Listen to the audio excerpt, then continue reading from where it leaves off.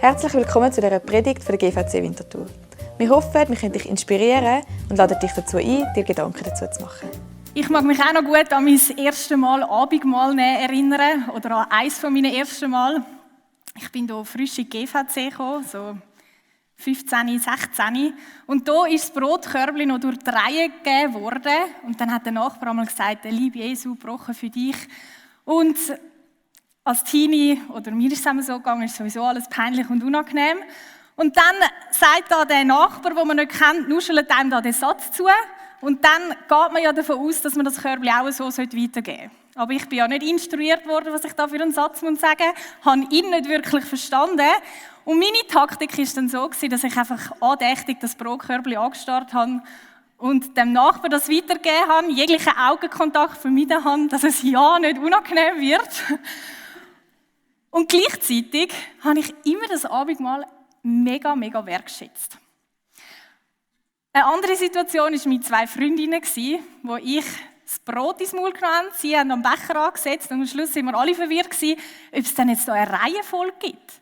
Und wie soll man sich dann verhalten beim Abendmahl? Weil zum einen, ja klar, es ist irgendwie traurig, weil Jesus ist gestorben. Und wir denken ja an das. Aber auf der anderen Seite ist sie auch mega Freude, dass Jesus gestorben ist für uns. Also sollen wir jetzt andächtig ruhig sein oder sollen wir uns freuen? Und die mutigen Jungs haben dann sogar einmal noch angestoßen. Und dann ist man ganz verwirrt gewesen. Wie soll man sich jetzt verhalten? Und so als unsicherer Teenie habe ich das Abendmahl, hat das in mir einmal ein bisschen eine Nervosität ausgelöst. Und gleichzeitig, wie ich gesagt habe, es hat mir immer so gut getan. Ich habe immer ganz besondere Momente, und das zieht sich bis heute mit Gott bei diesen Abendmahl. In dieser Abendmahl-Thematik steckt so viel dahinter und dem gehen wir heute auf die Spur. Wenn wir ins Neue Testament schauen, merken wir schnell, dass das Abendmahl nicht einfach ein ruhiger, liturgischer Moment ist und nicht einfach ein religiöses Symbol von etwas, wo wir schon wüssten, sondern wo Jesus das seinen Jüngern mitgegeben hat, ist das so ein matchentscheidender Moment gewesen. Es hat den Jüngern ihr Verständnis von Liebe völlig überstiegen. Und in dem Moment, wo sie das erste Mal mit Jesus genommen haben, vermutlich gar noch nicht mal so richtig begriffen. Und bis heute ist das Abendmahl für uns etwas, das unser Leben völlig auf den Kopf stellt. Und das Schöne ist, dass, wo Jesus das Abendmahl eingeführt hat er nicht einfach gesagt, hey, jetzt passiert dann etwas und bitte dünnt regelmäßig daran denken. Schreibt es euch auf und erzählt es noch ein bisschen um. Das ist schon auch gut, aber er hat gewusst, hey, da braucht es mehr. Das ist so wichtig. Und es ist so wichtig, dass die Menschen sich für immer daran erinnern. Da braucht es mehr, als dass wir einfach ein bisschen uns daran erinnern. Da braucht es etwas, wo den Menschen hilft, sich daran zu erinnern. Etwas, das unsere Sinne anspricht. Und so hat er das Brot und den Wein genommen und es ist etwas Sichtbares, etwas, das wir schmecken können, etwas, das wir anlangen können. Und es ist etwas, das zusammenbringt. Es ist Essen. Essen bringt Menschen zusammen und es zeigt noch etwas Schönes. Es zeigt die Versorgung von Gott. Wir Menschen, die von ihm versorgt werden, wir können uns abhängig von ihm machen. Und so können wir durch das Abendmahl uns immer wieder den Zuspruch von ihm in Erinnerung rufen. Aber um das Abendmahl ganz zu verstehen, müssen wir schon ein bisschen vor Jesus anfangen, schon ein bisschen sehr viel vor Jesus anfangen. Und zwar gehen wir ganz am Anfang der Bibel. Und dort ist ein Abend, der für die einen zur Befreiung dient hat und für andere ist es wohl die schrecklichste Nacht von ihrem Leben gewesen. Wir befinden uns dort, wo das Volk Israel in der Gefangenschaft ist, in Ägypten. Und Gott bewirkt durch den Mose verschiedene Plagen. Und die Plagen haben das Ziel, dass der Pharao das Volk Israel endlich ziehen lässt. Aber der Pharao ist recht ein Sturer und zum Teil ist er kurz davor, aber es langt einfach nie ganz, dass er sagt, also, geht. Und dann kommt so eine letzte ganz schlimme Plage. Aber wir müssen wissen und uns ein bisschen in Erinnerung rufen, die 10 Plagen waren auch 10 Gelegenheiten für den Pharao, dass er seine Brutalität und die Unterdrückung und die Hartherzigkeit endlich mal loslassen würde. Aber er hat sich immer wieder geweigert. Und er war nicht einfach nur ein sturer Herrscher, sondern er hat das Volk versklavt. Er hat die hebräischen Buben töten lassen. Und so erzählt uns die Bibel auch bei dieser 10. sehr schlimmen Plage, nicht einfach von einem willkürlichen und grausamen Gott, sondern von einem Gott, der das Böse sieht, die Unterdrückung sieht, Gewalt sieht und nicht einfach wegschaut. Der sagt, hey, meinem Volk muss ich helfen, ich muss ihnen dort raushelfen. Und Gott sagt dem Mose, hey, bei dieser letzten Plage, das ist jetzt die letzte und ihr werdet nachher gehen können. Gott gibt durch den Mose dem Volk Israel die Anweisung, dass sie ein Lamm ohne Fehler schlachten sollen und das Blut von dem Lamm an die Türen aussen dran streichen sollen. 2. Mose 12 bis 13 steht, dann sagte Gott, in dieser Nacht werde ich durch Ägypten gehen und in jeder Familie den ältesten Sohn töten und auch jedes erstgeborene männliche Tier. Ich werde mein Urteil an allen Göttern Ägyptens vollstrecken, denn ich bin der Herr.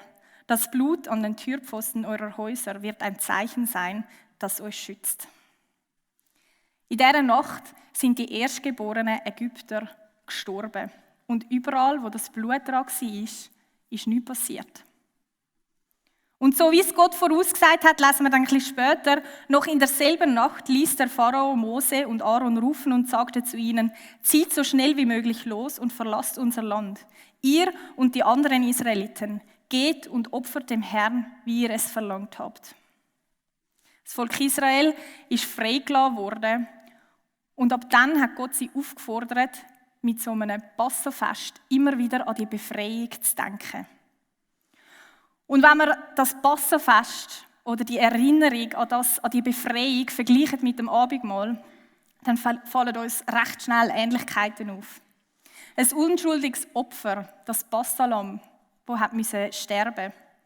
Das Blut als Zeichen für Leben. Überall dort, wo das Blut an der Tür war, dort ist Leben geblieben. Befreiung und Knechtschaft.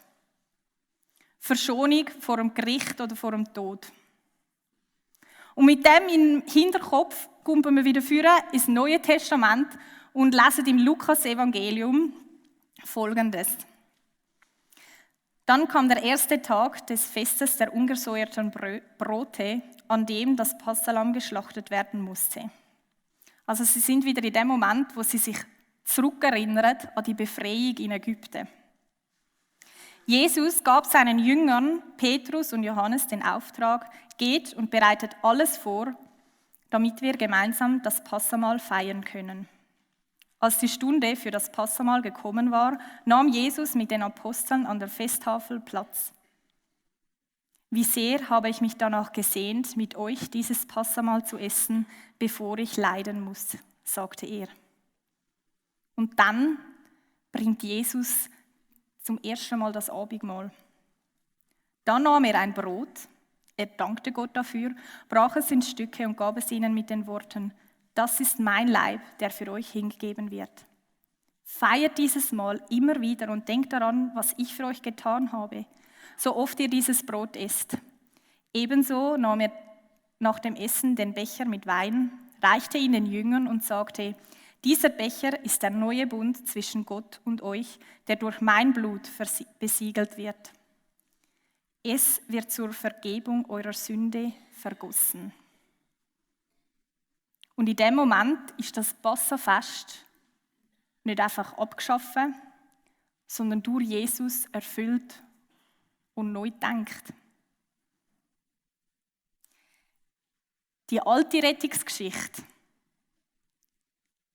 die ist jetzt nicht einfach klein gemacht, aber sie deutet jetzt auf Jesus hin.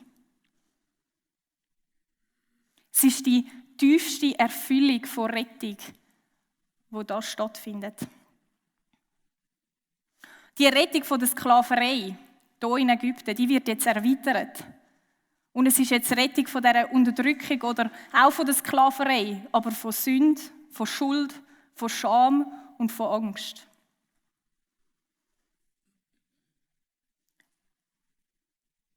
Das ist mein Blut, mit dem der neue Bund zwischen Gott und den Menschen besiegelt wird. Es wird zur Vergebung ihrer Sünde vergossen. Das Blut von Jesus bewirkt das, was in dieser Nacht hier in Ägypten das Blut von dem Lamm bewirkt hat. Das Lamm hat in dieser Nacht vor dem Tod bewahrt. Es hat Leben geschenkt, all denen, die das Blut an den Türrahmen da haben. Und das Blut von Jesus, wo er vergossen hat, das schenkt allen Leben. Es schenkt ewiges Leben. Das fehlerfreie Lamm, das hier geschlachtet werden musste, das ist jetzt Jesus, fehlerfrei. Er hat nichts gemacht und stirbt an unserer Stelle, damit wir ewig leben können. Im 1. Petrus steht so schön, denn ihr wisst ja, was es Gott gekostet hat, euch aus der Sklaverei der Sünde zu befreien, aus einem sinnlosen Leben, wie es schon eure Vorfahren geführt haben.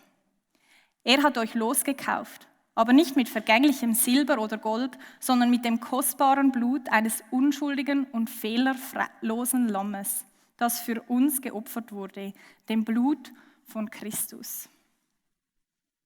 Und das ist Abendmahl. Das dürfen wir feiern. Und das will Jesus, dass uns das immer wieder in Erinnerung kommt. Darum hat er das Brot genommen, hat es gebrochen, hat Dank dafür und gesagt, das ist mein Leib. Er steht dafür, dass er sich selber hingegeben hat.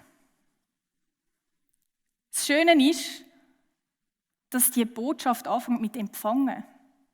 Wir dürfen einfach empfangen. Er hat sich hingegeben für uns, ohne dass wir irgendetwas gemacht hätten.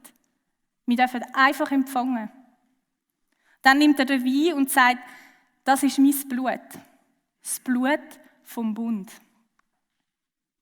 Und für uns heute ist es im ersten Moment vielleicht ein bisschen komisch, was, Blut vom Bund. Aber ich bin mir recht sicher, dass der Jünger schnell wieder die Situation in den Sinn gekommen ist. Nachdem das Volk Israel herausgeführt worden ist, hat nämlich Gott mit ihnen auch hier einen Bund gemacht. Im 2. Mose 24,8 steht, da besprengte Mose das Volk mit dem Blut aus den Schalen und sagte, das Blut besiegelt den Bund zwischen dem Herrn und euch. Dieser Bund beruht auf all den Geboten, die ich euch in seinem Namen weitergegeben habe. Und jetzt kommt Jesus mit dem Wissen im Hintergrund, dass das Volk Israel schon mal einen Bund bestätigt bekommen hat. Jetzt kommt Jesus und sagt, hey, und jetzt kommt ein neuer Bund. Was ist denn jetzt das für ein neuer Bund? Gott hat das lang bevor Jesus auf der Welt war, schon verheißen, dass ein neuer Bund wird kommen. Und in den Propheten können wir das lesen, unter anderem im Jeremia 31, 33 bis 34, dort steht, der neue Bund, den ich dann mit dem Volk Israel schließe, wird ganz anders aussehen.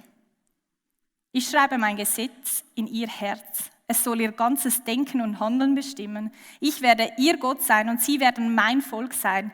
Niemand muss dann den anderen noch belehren. Keiner braucht seinem Bruder mehr zu sagen, erkenne doch den Herrn. Denn alle, vom Kleinsten bis zum Größten, werden erkennen, wer ich bin. Ich vergebe ihnen ihre Schuld und denke nicht mehr an ihre Sünden. Mein Wort gilt. Wir haben den alten Bund, der auf diesen Gebot beruht. Und der neue Bund, wo jetzt Jesus sagt, hey, mein Blut besiegelt den neuen Bund. Was eben heisst, die Gesetze sind nicht einfach abgeschaffen, die sind in euren Herzen. Und ich vergib euch eure Schuld. Ich denke nicht mehr an eure Sünden. Mein Wort gilt. Was für einen schönen und erlösenden neuen Bund. Vom Gesetz zu, hey, das Gesetz ist immer noch, aber ich vergib euch. Der alte Bund, der so gut aufgezeigt hat, dass wir als Menschen einfach nicht herbekommen. Wir wissen, was Gottes Willen ist. Oder wir können herausfinden, aber wir schaffen das nicht. Wir schaffen das gar nicht, immer so zu leben, wie er das will.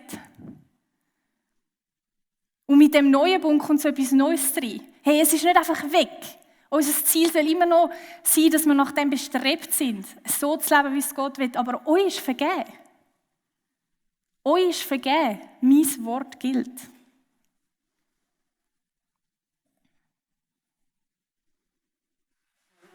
Gott gibt nicht mehr To-Dos, sondern er schafft so eine unglaubliche Möglichkeit für uns.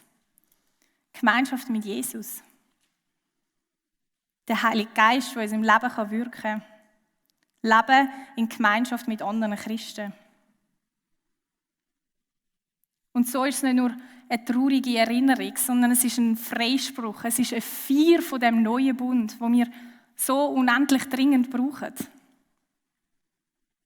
Nicht unsere Leistung trägt den Bund, sondern sein Blut schenkt ewiges Leben.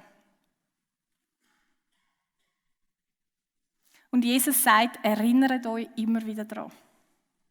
Weil es so wichtig ist. Weil es für euch so eine grosse Veränderung ist. Und nicht nur für die das gefeiert haben, hier mit Jesus zusammen, sondern bis heute. Und wenn wir in der Bibel schauen, dann haben die im Alten Testament, sind die meistens ein bisschen besser gewesen mit Sachen, sich an Sachen erinnern. Oder Traditionen der Juden, die Feste, die haben tagelang gedauert. Sie hatten viele Vorschriften und Regeln, die ihren Alltag beeinflusst haben, wo sie automatisch wieder mit dem Fest konfrontiert worden sind. Wo sie automatisch wieder daran gedacht haben, wieso machen wir das jetzt diese Woche so komisch? Wegen dem. Sie sind gut in dem, sich an Sachen erinnern. Und manchmal geht uns das ein bisschen verloren. Manchmal vergessen wir, was wir eigentlich feiern.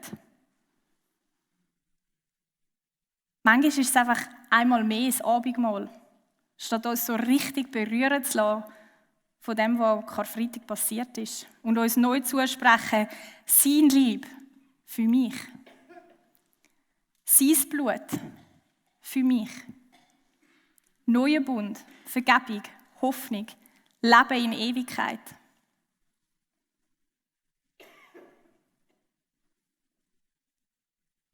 Und es gibt noch einen weiteren Punkt, wo Jesus bei dieser Einführung vom Abendmahl macht. Und der Paulus kommt im Korintherbrief darauf zu sprechen. Haben wir durch den Abendmahlskelch, über dem wir das Dankgebet sprechen, nicht Anteil am Blut, das Christus für uns vergossen hat? Haben wir durch das Brot, das wir in Stücke brechen und gemeinsam essen, nicht Anteil an seinem Leib?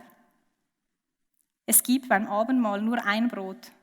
Und obwohl wir so viele sind, sind wir doch ein Leib, weil wir alle von dem einen Brot essen. Und obwohl wir so viele sind, sind wir doch ein Leib, weil wir alle von dem einen Brot essen. Das Abendmahl zeigt uns auch Einheit. Jesus zieht uns alle in Beziehung. Beziehung zu ihm, aber auch Beziehung zu allen Christen. Es geht um uns als Kirche. Es geht um unsere Glaubensgeschwister. Es geht um die mit Jesus verbunden sind. Und die ersten Kirchen, die haben das in dieser Abendmahlfeier noch mal ein bisschen mehr zum Ausdruck gebracht, wie das die alle zusammen sind. Tag für Tag kamen die Gläubigen einmütig im Tempel zusammen und feierten in den Häusern das Abendmahl.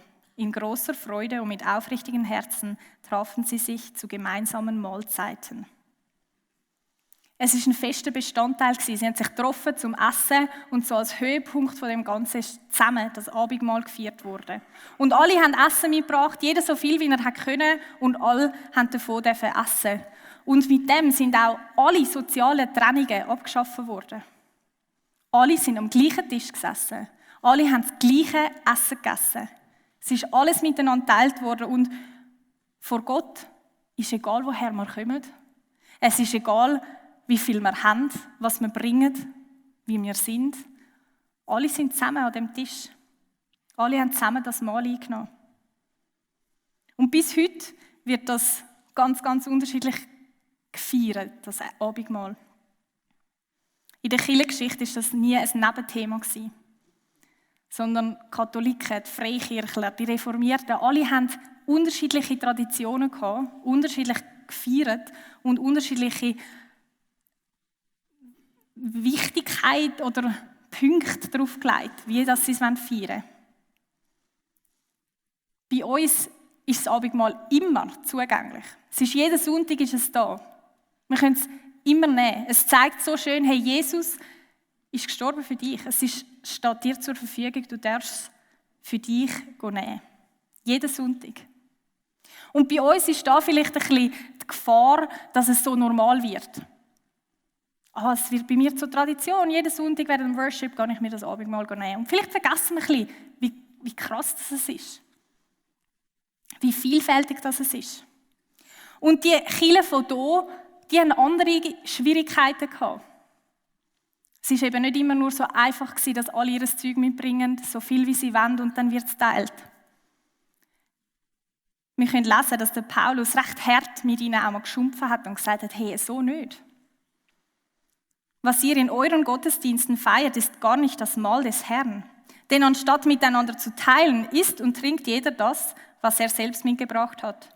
So bleibt der eine hungrig und durstig, während der andere sich betrinkt. Könnt ihr denn nicht zu Hause essen und trinken? Oder bedeutet euch Gottes Gemeinde so wenig, dass ihr diejenigen geringschätzt behandelt, die arm sind und kein Essen mitbringen konnten? Was soll ich dazu sagen? Soll ich euch dafür auch noch loben? In diesem Punkt kann ich das ganz gewiss nicht tun. Das Abendmahl soll uns also nicht nur an die neue Wirklichkeit erinnern, dass wir gerettet sind, sondern es soll uns zusammenführen. Es soll Einheit stiften. Vielleicht trifft uns das heute nicht mehr auf die gleiche Art und Weise mit dem mitgebrachten Essen. Aber vielleicht haben wir so ein bisschen stille Trennungen. Mit wem kann ich innerlich schlecht am gleichen Tisch sitzen? Oder vielleicht auch äußerlich nach dem Gottesdienst, beim Mittagessen. Wo lebe ich Kirche mehr so, als wäre es einfach nur ein cooles Angebot und vergiss dabei, dass es ein Lieb ist, wo ich Teil davon bin.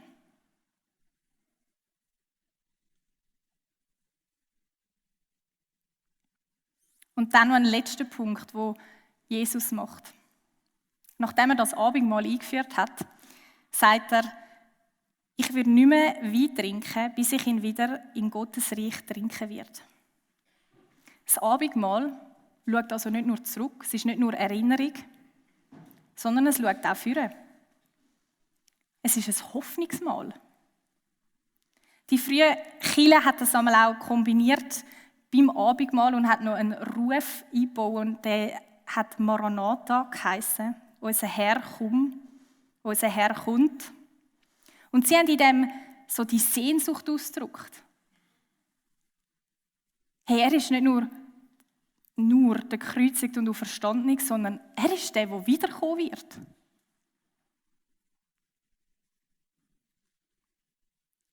Es ist nicht alles so, wie wir es uns heute wünschen. Offene Fragen, Zweifel, das ist alles Teil von unserem Leben.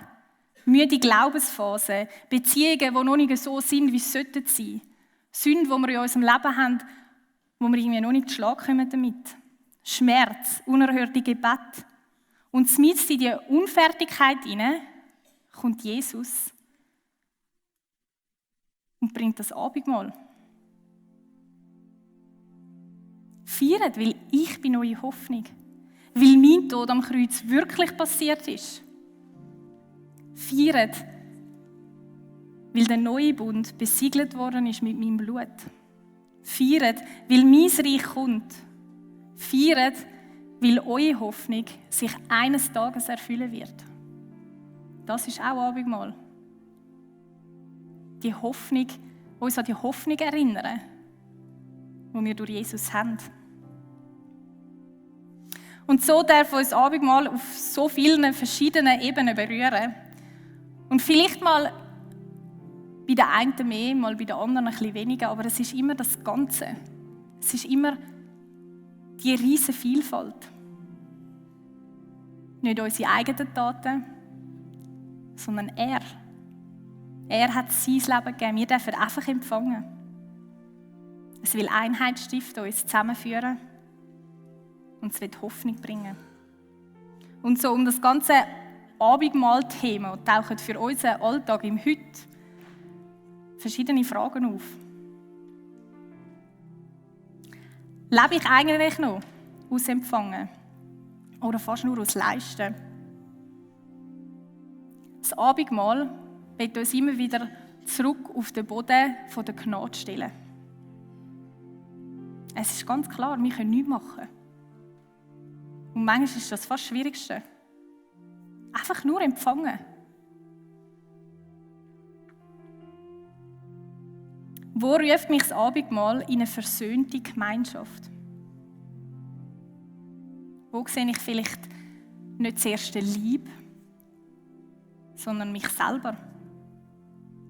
Wo sehe ich vielleicht mehr ein Angebot, statt die Kirche, den Lieb, wo ich Teil davon bin?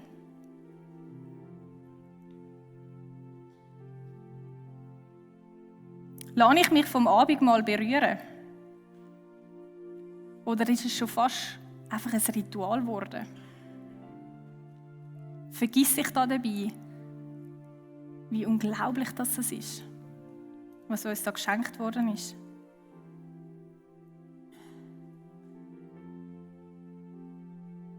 Und wo fehlt dir die Hoffnung? Das Abendmahl wird Hoffnung bringen.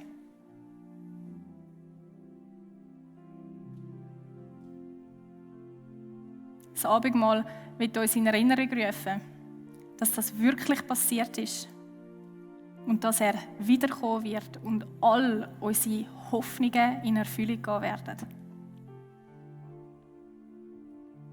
So dürfen wir uns in dieser ganzen Breite von dem berühren lassen, von dem Abendmahl, von dem Geschenk. Wir werden nachher zusammen das Abendmahl nehmen. Wir werden uns daran erinnern, dass er sein Leben gegeben hat. Sein Leib ist gebrochen worden, sein Blut vergossen. Unsere Schuld ist vergeben und was uns getrennt hat von Gott, das hat er auf sich genommen. Jesus hat das Brot genommen und hat gesagt, das ist mein Leib, das für euch gegeben wird. Und so danken wir dir, dass du das Opfer auf dich genommen hast.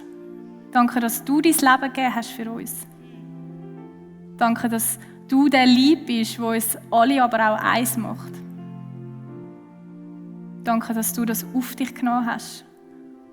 Und wir wollen uns daran erinnern,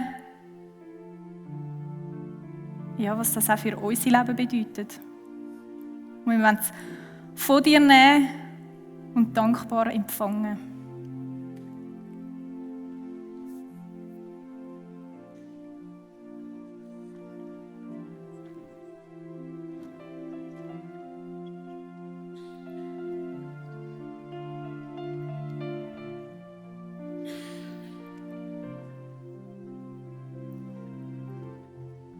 Und Jesus sagt, das ist mein Blut, das Blut vom Bund, von dem neuen Bund. Und so danken wir dir, Jesus, danke dir für deine Vergebung, die wir so dringend brauchen. Und danke, dass wir auch mit einem Blick nach vorne dürfen feiern, dass du wiederkommen wirst. Danke, dass eines Tages alles wieder heil sein wird. Ein Tag, wo wir mit dir sein werden, in Gemeinschaft werden sein. Danke, dass ein Tag kommen wird, wo jede Verheißung erfüllt ist.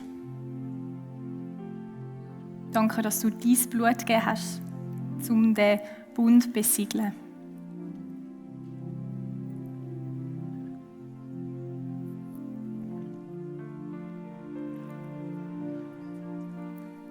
Wir loben und preisen dich.